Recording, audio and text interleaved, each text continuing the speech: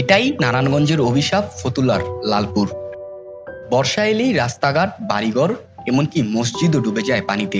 বছরের পর বছর ধরে এই অভিশাপের বোঝা হয়েছে এখানকার মানুষ।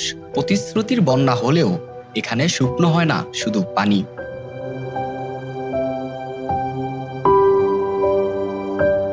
ফতুল্লার এই লালপুর এলাকা যেন জলবন্দী এক দ্বীপ। মাত্র কয়েক ঘন্টার বৃষ্টিতেই হাঁটু থেকে কোমর সমান পানি জমে যায়।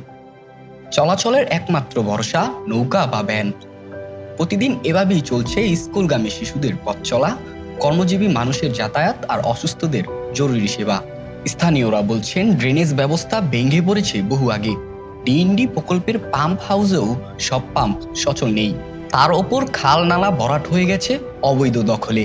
বর্ষা শেষে পানি কমলেও সমস্যার স্থায়ী সমাধান নেই।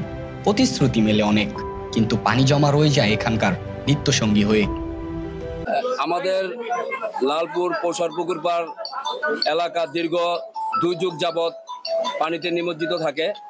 এতে করে গ্রামবাসী অনেক সমস্যার সম্মুখীন হয়।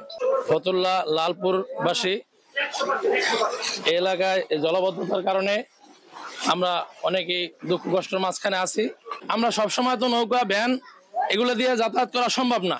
আমরা এই রাস্তাটা হয়েছে গ্রামের জন্য, গ্রামবাসীর জন্য, হাঁটা চলার জন্য। এই রাস্তা যদি এত জলবদ্ধতা থাকে তাহলে তো আর চলা যায় না। আর সব মানুষ তো ভ্যান এবং নৌকা দিয়ে চলতেও পারে না।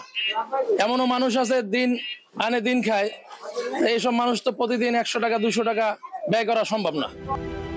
বছরের পর বছর প্রতিশ্রুতির বন্যা বইলেও লালপুরের মানুষের ভাগ্যে পরিবর্তন আসেনি।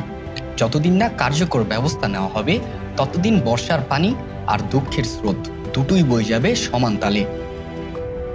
মোহাম্মদ রাকিবুল হাসান, দৈনিক উজ্জীবিত বাংলাদেশ।